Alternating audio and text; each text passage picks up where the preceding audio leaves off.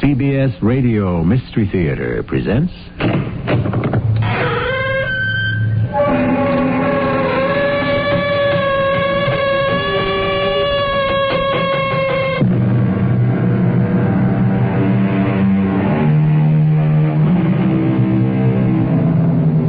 Come in. Welcome. I'm E.G. Marshall. To err is human, to forgive is divine. A noble sentiment indeed. However, we who must make do on this less than perfect planet learn early on that the world is not run by noble sentiment. And while one may find error everywhere at hand, one must travel far and long in search of forgiveness. But why do you want to kill me? Now, pal, don't put it that way. I don't want to kill you. Then why are you going to do it? I gotta do it.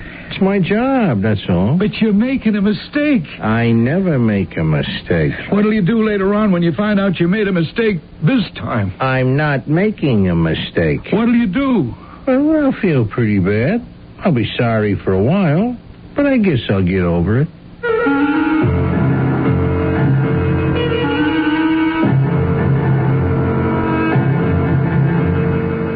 Our mystery drama, Honest Mistake, was written especially for the Mystery Theater by Sam Dan and stars Earl Hammond. I'll be back shortly with Act One.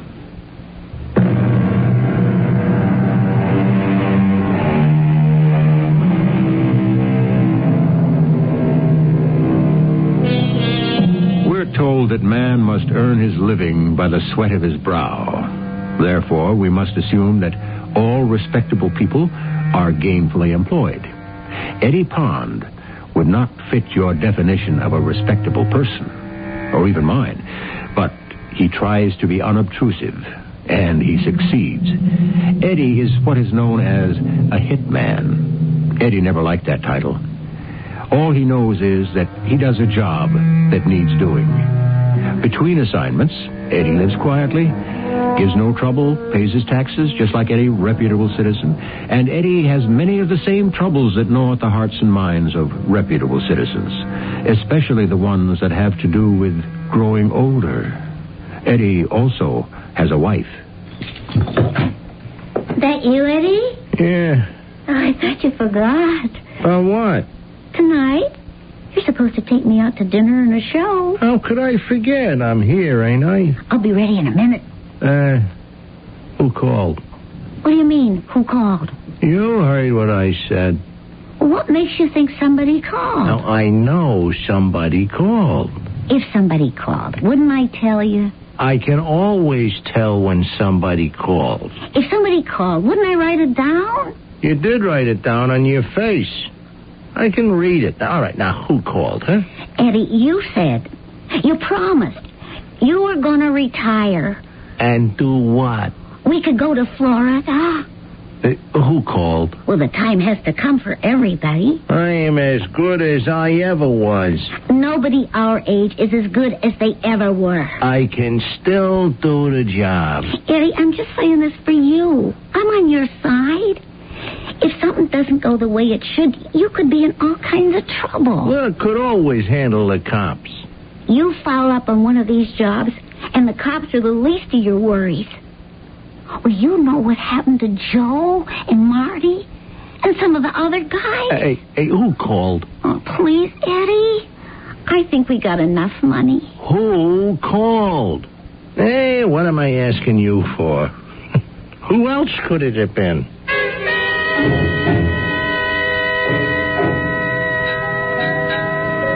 Yes, Eddie. I called you. Well, you got me, Mr. Smollett. How do you feel? Hey, great. Some of my associates seem to think, well, they say you're slowing up slightly. But who says that? Oh, it doesn't matter. Is it true? Let me hold on my hand. Hey, you see it shake? Steady as a rock. Eddie, we go back a long, long time. Yeah, we sure do. I know I'm not as spry as I used to be. Come on, you don't look a day older, Mr. Smollett.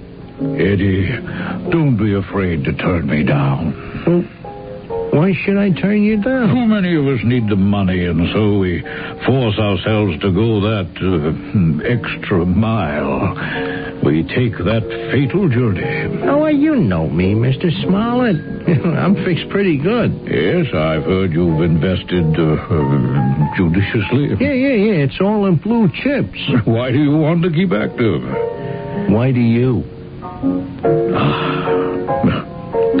The usual fee. Okay. Now, this particular individual is slated to testify at an upcoming trial. This would be extremely embarrassing to certain friends. Oh, I understand. His name is Roderick T. Hammersmith. And huh? he's the only Roderick Hammersmith in the book. When?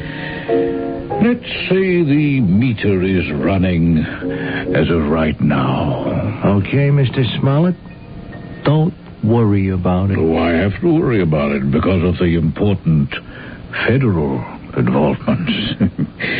This job must be perfection itself. Hey, did anybody ever have reason to beef about me before, huh?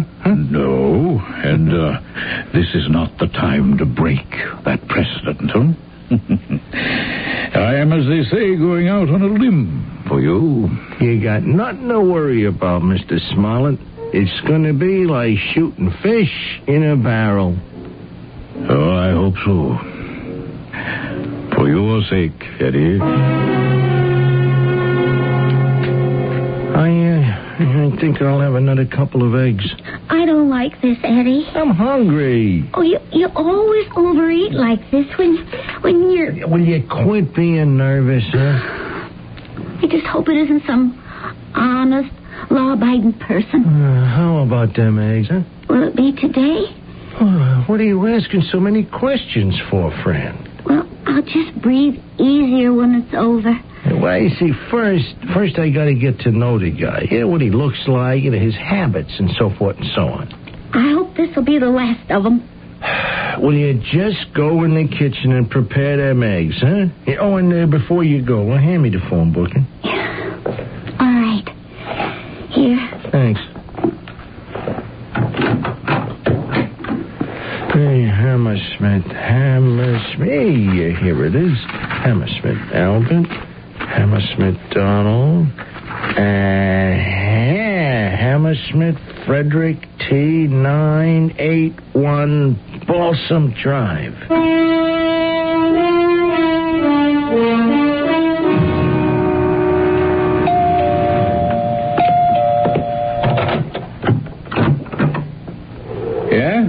Are you Mr. Frederick T. Hammersmith? Oh, yeah. Yeah, well, I'm from the Public Utilities Department. I'm here to check out your water meter. Oh, Yeah, we got to make sure the water company ain't giving you a fast count. Where's the meter, sir?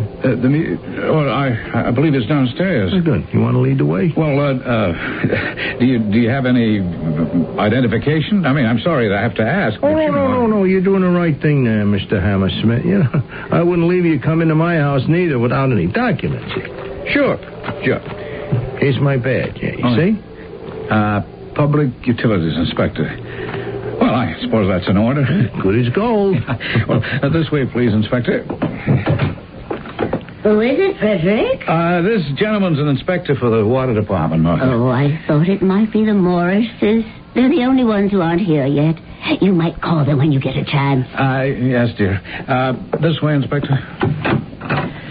It's right down this flight of stairs. Now, why would she want to invite the Morrises? Excuse me? Does your wife like to give parties? No. You're a most fortunate man. I've always got a house full of people. Oh, yeah? You have no idea how provoking it can be sometimes. Well, why don't you put your foot down? Well, it makes her happy. Don't you like to make your wife happy, Inspector? Mr. Hammersmith, I found out the best way to make my wife happy is to have her make me happy. Here's the meter. Oh, yeah. Hey, just let me have a look at how the polarity is with the autoclave. Frederick? Oh, what is it, dear? Frederick, we're out of pretzels. Oh, I'm sorry, dear. Must say the Morris just adore those pretzels. Yes, dear. Inspector, you finished here? Huh? Oh, yeah. She's okay. Well, after you. You know what I got to do right now? Drive a whole mile to a little supermarket just because that silly woman adores pretzels. Oh, please, hurry, darling. They'll be here any moment. Is this man through here? Oh, yeah, lady. I did what I had to do. Oh, thank you, Inspector. It's what I get paid for. I better hurry and get those pretzels. Hey, where'd you say that store was? I mean, in case I'm in the neighborhood again. Oh, you just go right out the driveway, and instead of turning left toward town, you head right. Oh, just a mile down, huh? Yeah, okay, I'll remember.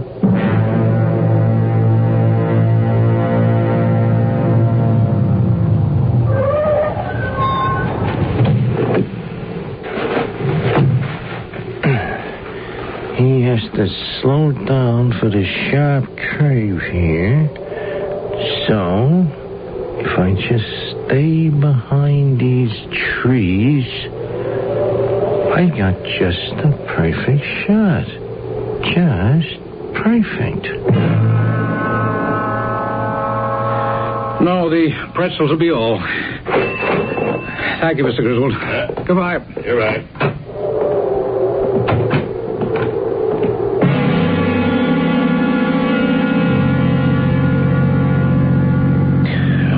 They ought to straighten out this curve. It's a disgrace.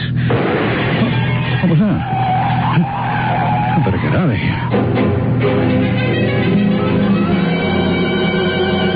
Fred, you're going to ruin the party. Martha, I'm telling you, somebody fired a shot at me. You know that is impossible. But, Martha, Now the house will be full of policemen. What will people think? About what? They believe we did something wrong. But we didn't. It doesn't matter. Oh, do they have to make so much noise? Fred, run outside. I'll have to get back to my guests, and please, don't let them come into the house.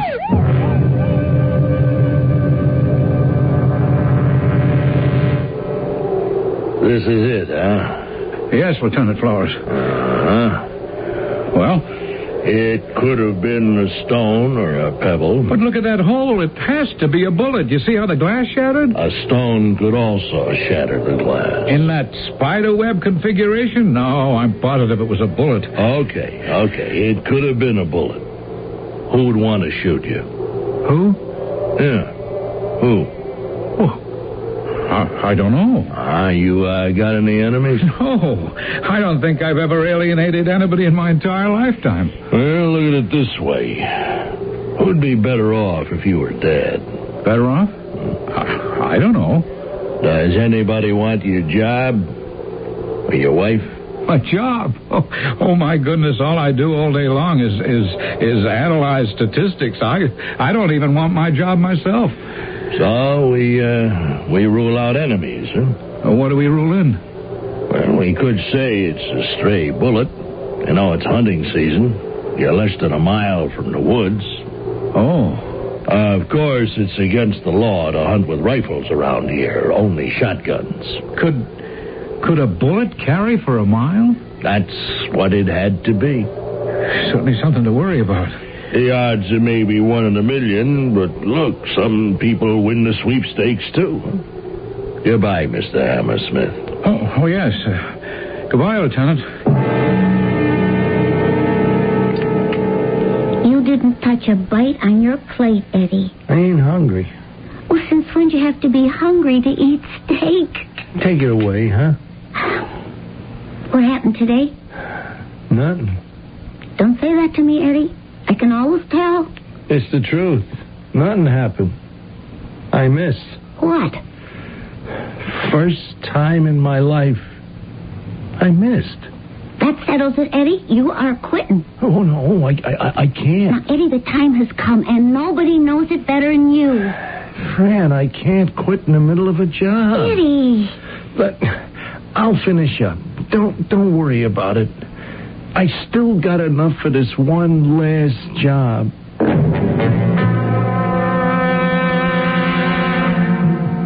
This is the world we live in. Everything is now a craft, a profession. And all the craftsmen have the same problems, the same fears. And their wives are the same as wives everywhere. who accept what their men do as the more or less normal state of affairs. What does your husband do for a living, Mrs. Pond? Oh, he's a hitman for the mob. Perhaps we're not quite there yet, but in this mad world of ours, everything happens sooner or later, including Act 2, shortly.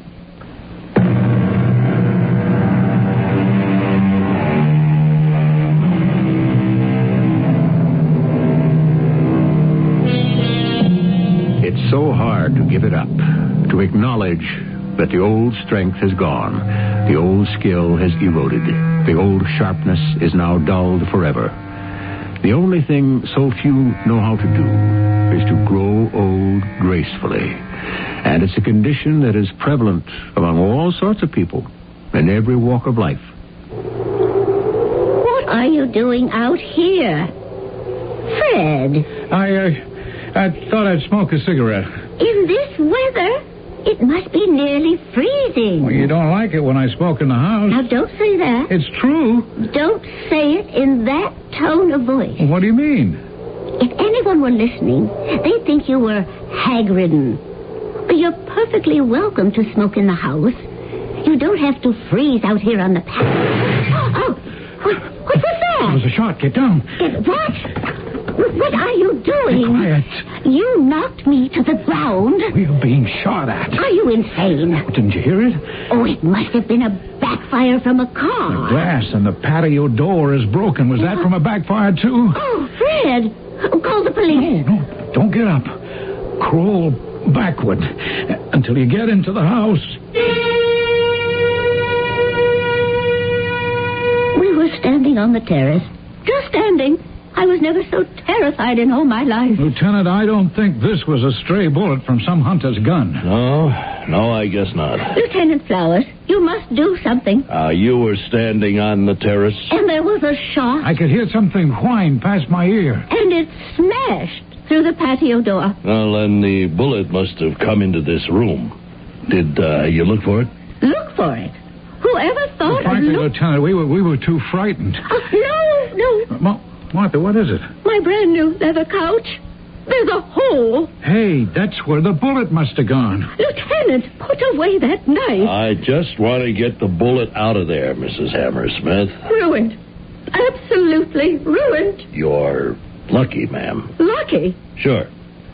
If it hit the brick wall of the fireplace, or even the plaster wall, or gone into the wood, it would have been smashed out of shape. But here it was stopped by a soft mass. You see? And it's perfect. Maybe we can trace it. Yeah. You folks are sure lucky. Lucky? A $4,000 couch is ruined.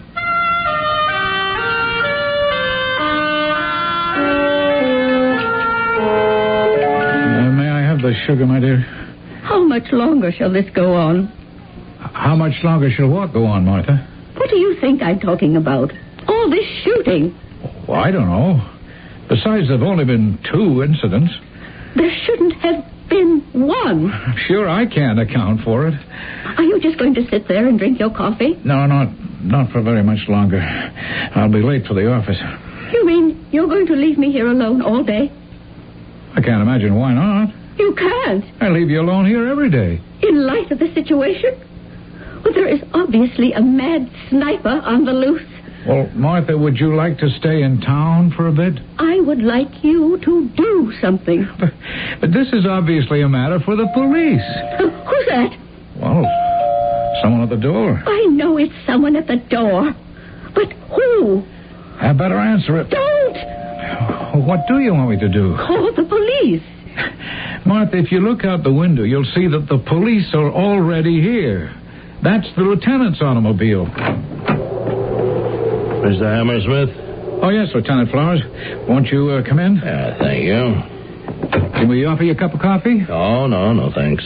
Did you find out anything, Lieutenant? Yeah, I think so. Oh, do you know who this person is who's been trying to kill us? No, not yet, but we are making good progress. Oh? I found out who I can ask. Ask? Ask what? Well, there's somebody I can go up to and say, tell me, who's been doing all this shooting? Well, who is this person? You. Me? Yeah. Mr. Frederick T. Hammersmith. Oh, look, Lieutenant. Mr. F.T. Hammersmith, you know a great deal more than you're telling us. Frederick! Well, I dislike saying this to a police officer, but, Lieutenant, you got absolutely no idea what you're talking about. Well, let us get down to cases. That bullet that we took out of your wife's couch? Don't put it that way, Lieutenant. He owns the furniture, too. Now, I may select it, but That bullet was sent to the lab for analysis. And it matches another bullet. A bullet that was taken from the body of a very well-known racketeer some time ago. Oh, I'm going to be ill. Now, this racketeer was cut down by a professional hitman. So that rules out some hunter who set his sights too high, or a mad sniper. And it rules in a very strategic question. Namely, why should a professional hitman be after you, Mr. Hammersmith? Frederick. Why? I don't have the slightest idea. Now, these fellas are very careful and very conservative. Why is one of them out to kill you, Mr. Hammersmith? Oh, that's impossible. This man means business. Oh, he's already tried it twice. Lieutenant, I can't believe it. Who are you covering up for? No one. Mr. Hammersmith, you are on a list. A contract is out on you. You are going to be knocked off, killed, assassinated. Now, do you get the picture? Fred, what is this man talking about? I don't know. Oh, sure you do. Frederick T. Hammersmith, reputable businessman. My friend, your cover has just been blown. Cover? Don't try to protect these people. They're the ones who are out to kill you.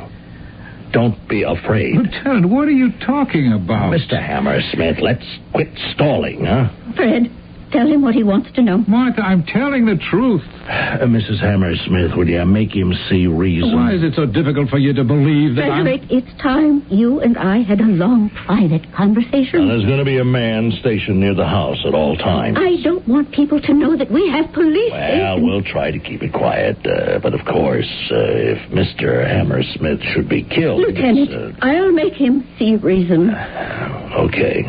I'll be back. And listen, Mr. Hammersmith, we can't protect you forever. So the sooner you come clean with us... Oh, please, Lieutenant, leave everything to me.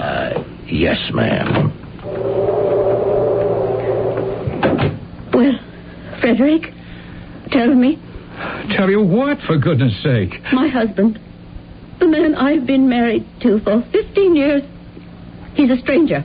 He leads a double life. Martha, will you listen to me? Here, I am under the impression that I am married to a respectable, law-abiding accountant. I am a respectable, law-abiding accountant. Who are your clients? You know who my clients are. Your real clients.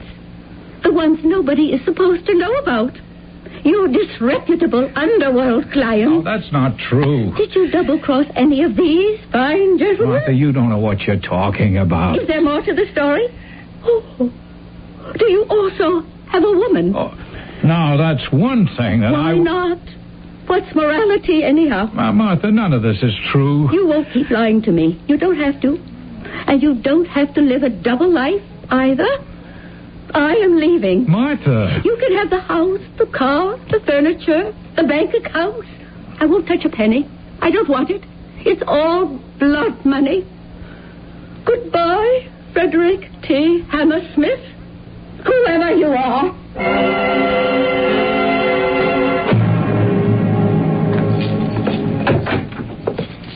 Is that you, Eddie? Yeah, I think I'll go to sleep. You want something to eat? No. Oh, Eddie, give it up. Give what up? The job. It's going bad. Now, I can tell. You can't get to this guy. Yeah, well, the cops can't watch him for the rest of his life. He can't duck me forever. But you don't have forever. They're going to get impatient. Well, nobody said a word to me yet. This Mr. Smollett. What do you know about Mr. Smollett? You talk about him all the time. I never said a word to you about... Hey, wait. You mean I talk in my sleep? No. You talk in the shower. Sometimes a job don't go exactly the way you plan it. This one didn't. But you gotta stay with it. Eddie, you reach a certain point. Yeah, I know. But I didn't get there yet. Eddie, get out of it. You say to this Mr. Smollett, this thing I can't handle. Hey, I never had to say that to him in my life, and I won't start now. If you knew enough to quit while you were ahead, you wouldn't have to. Now, please, Eddie, don't get mad at me. But you know yourself. It's gone. The old confidence. Hey, that's not true. Lie to me, Eddie, but not to yourself. No, wait, there's one thing that you don't understand. In this racket, you don't beg off. Look, I can't go to Mr. Smollett and say this thing ain't for me. You'd be better off with a new guy. Eddie, let's get out of here. And go where? What's the difference? Florida, California. It's a big world. Oh, no, it ain't. You'd be surprised what a small world it is when a guy like Mr. Smollett is looking for you.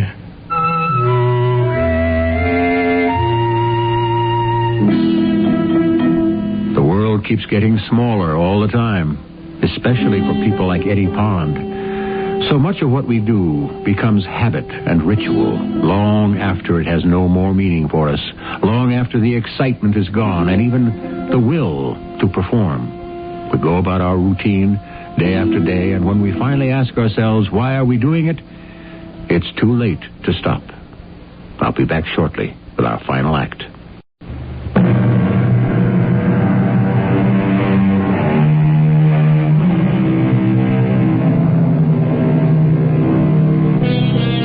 Better one's own duty, though imperfect, than another's duty well performed. This bit of wisdom comes to us from the Sanskrit. Far be it from me to argue with such ancient wisdom, but this concentration on one's duty can raise considerable question. After all, so many of the people who create the most havoc in the world are doing what they perceive as their duty. Eddie, I never interfered with your work before. Well, and then don't start now. No, I gotta. Look, I'm telling you, I can't get out of it. How do you know? Did you ever try? There is no use talking about it. How many years have you known Mr. Smollett? Level with him. Fran, it won't do any good. How do you know? Eddie, you don't know. Oh, forget it, will you? All I want you to do is think about it. Promise me you'll think about it. Okay, I'll think about it.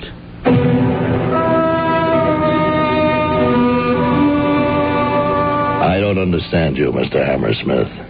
Your life isn't worth 15 cents. Your only hope is to cooperate with us. Look, I'm willing to cooperate. I just don't know how. It's quite simple. Just tell us about these people. Which people? This sense of loyalty. Now, believe me, it's a perverted sense to begin with. There's no honor among thieves. Now, I've been a cop for 25 years. Oh, you're determined not to believe me. Look, I am Frederick T. Hammersmith, a certified public accountant. We know who you are. We've investigated you inside out. That's the life you lead on the surface. That's the tip of the iceberg. The real thing is underneath. Lieutenant, I don't know what I have to do to convince you that Place yourself in my position, huh? That shouldn't be hard. You're a man who deals in facts and figures just like I do. You're a detective. You're called into a case where a man is obviously marked for assassination. What's the point in all this? Now, we know the assassin is a high-powered professional hitman who has been employed in some of the most sensational killings in underworld history. Now, he must command a fabulous fee. He's not wasted on small fry. Well, Mr. Hammersmith? Well, what? Well, wouldn't you suspect an underworld connection? Come on, be fair. Be impersonal. Yeah, but it has... No, but... I'm telling you, it's a mistake. These people don't make mistakes. Why not? They're human, aren't they? No, I don't think so. Now, you want these guys to get away with it, Mr. Hammersmith? We are the only chance you've got. Well, I know that. So talk. I don't know what to say. We can't keep you under wraps forever. Just remember that.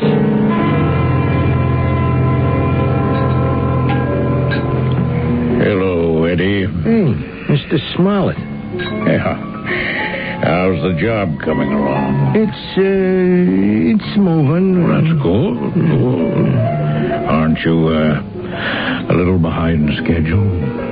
Schedule? Usually a job in town gets done in a day or two, or 3. This one's been over a week. Well, I don't have what you might call a schedule.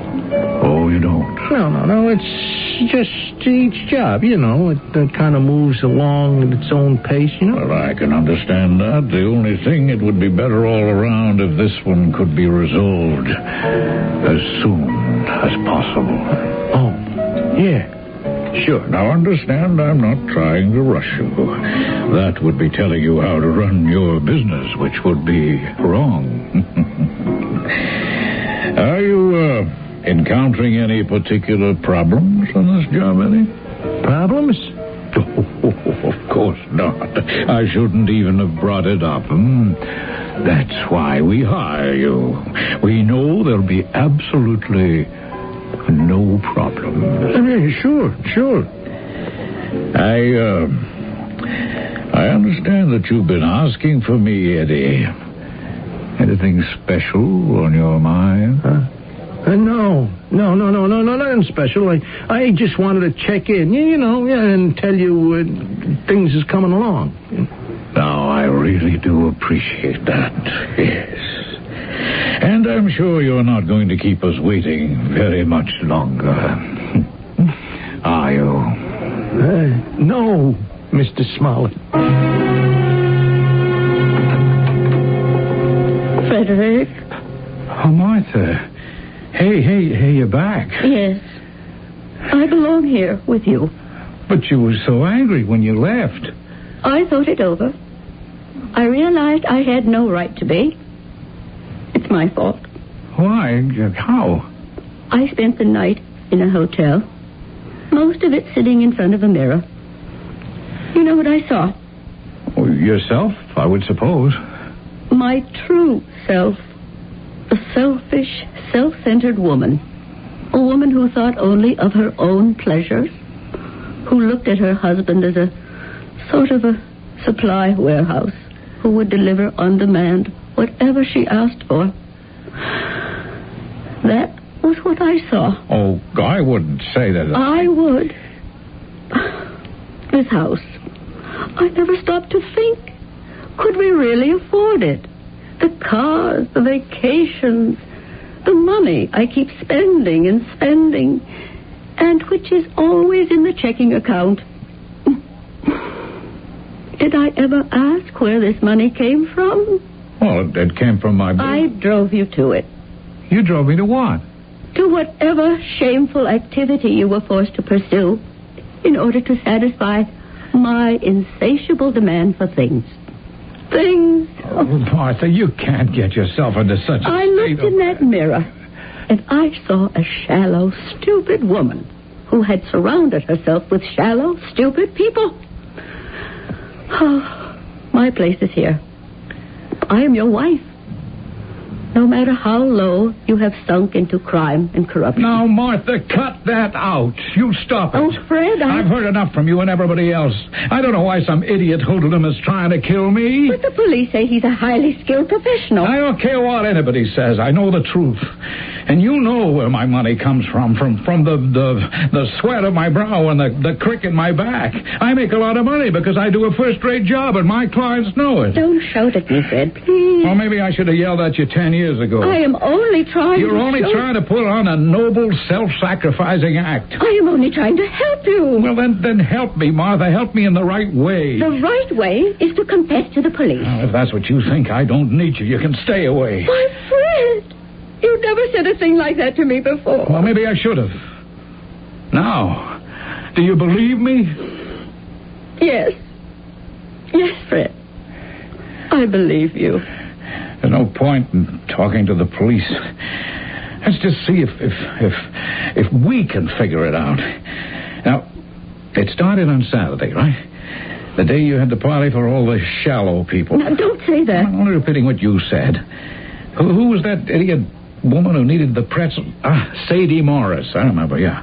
I had to go to Grizzle's Market to pick him up. Now, coming around where the road curves, someone was waiting in ambush. Someone who knew that I would be driving that way. Now, who knew I would be going to the store and back? I did. Yeah, but who else? I guess no one else. Well, technically, I suppose he knew, too. He? The fellow who was in the basement with you. He heard me ask you to go to the store. Who was in the basement with me? Wasn't somebody inspecting the oil burner? Or something? Yeah, the inspector. That's right, from the Public Utilities Department. Sure, he was checking out the water meter. Oh, but he wouldn't... Wait. The green truck. What green truck? It was a van. He drove a green van. Yes, but what does that indicate? Well, as I slowed down to take that curve, I'm sure I saw that green van. You mean the meter inspector? Hand me the phone book, will you? Oh, Fred, Please, hand me the phone book. Oh, yes, all right. Let me see. Number here is City of... Wait a minute. Public Utilities. Yeah, here it is. Let's see. But what are you going to find out? Just a minute.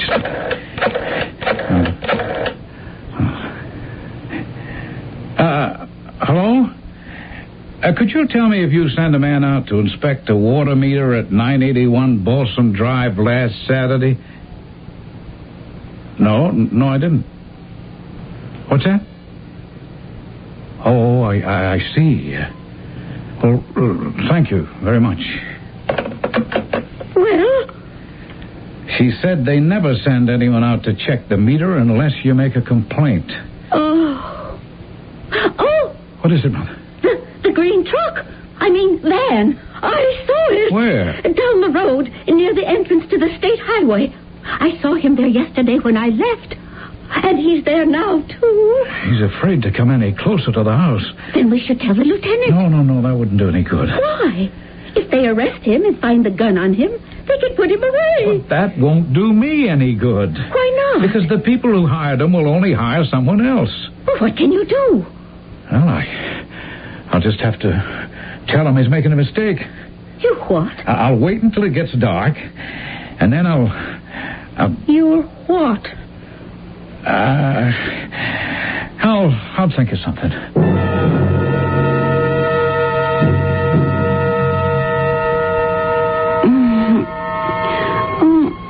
Fred, would you mind closing the window? Fred? It's getting cold. Fred, please close it. Fred?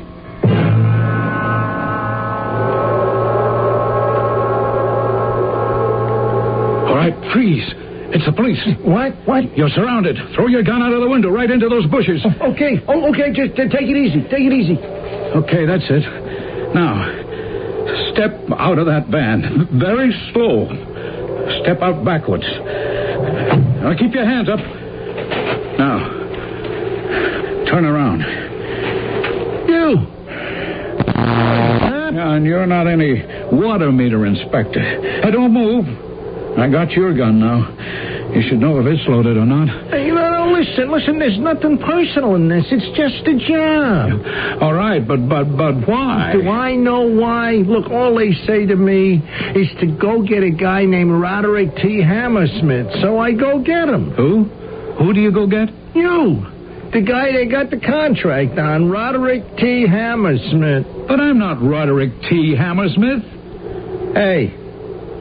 Hey, what are you trying to tell me? I'm Frederick T. Hammersmith. That's what I said, Roderick. Frederick? Hey, wait a minute. He said... What did he say? Were you supposed to get Roderick or Frederick? You know, to tell you the honest truth, Now I don't know. Well, it couldn't be me. I can't imagine why. Listen, do me a favor. Aren't you supposed to testify at a trial next month? Absolutely not.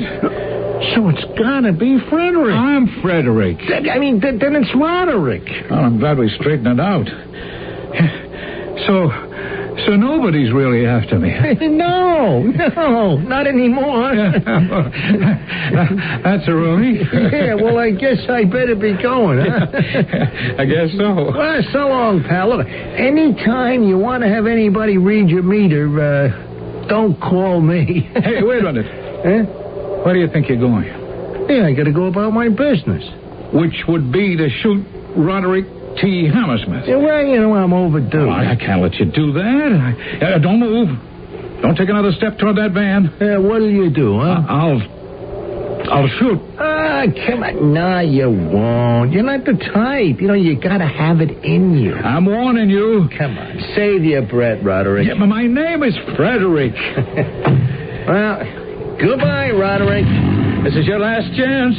What did you say? I said it's your last chance. You know something? You could be right. Well, I guess you better call the cops. Franny's right.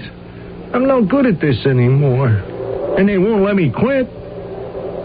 They'll never believe me. Oh, I'm in a real jam. Don't feel so bad, please. Would you believe it? The only place I'll be safe is in jail. Are you sure? Oh, it goes out of you. You just lose it. Hey, what business did I have missing you twice in a row? Nah, I gotta retire. I'll let the cops pick me up. I'll beat the big rap with the kind of lawyers I can get. I'll sit in jail a couple of years till it blows over and new guys come in. Oh, I'll keep my mouth shut. Nobody will really be sore at me. It's going to wind up real good. Hey, listen, here come the cops. Yeah, I'm sure Martha woke up and noticed I was gone. Okay, now, I'll stand here with my hands up. Now, you point the gun at me. That really isn't necessary. Why not? You're going to be a hero, Roderick. Oh, Frederick. All of which goes to prove that heroes are made and not born. And so, perhaps, we were able to give you a happy ending. Mr. and Mrs. Frederick T. Hammersmith rejoice in their newfound understanding. Mr. and Mrs. Eddie Pond rejoice in his newfound safety. Lieutenant Flowers rejoices in an important arrest. Mr. Roderick T. Hammersmith may not be aware of it, but he, too, has reason for rejoicing. Mr. Smollett may be unhappy, but we couldn't care less. And I shall return shortly, still rejoicing.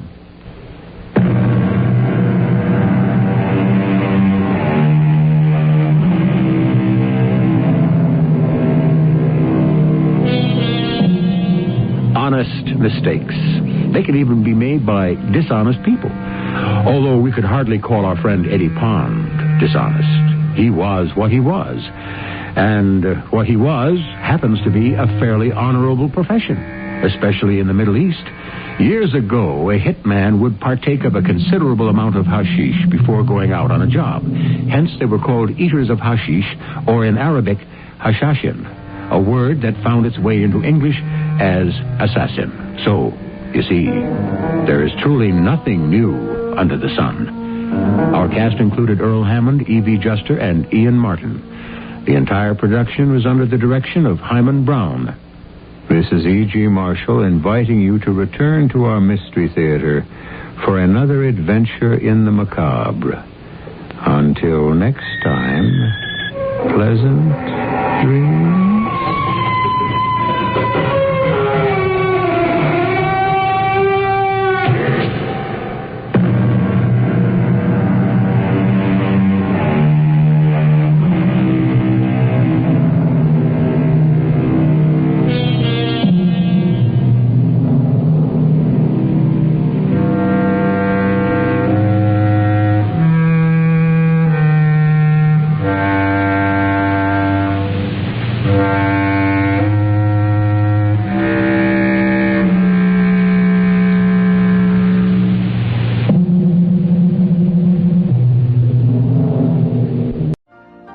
You've been listening to the OTR Gold Network.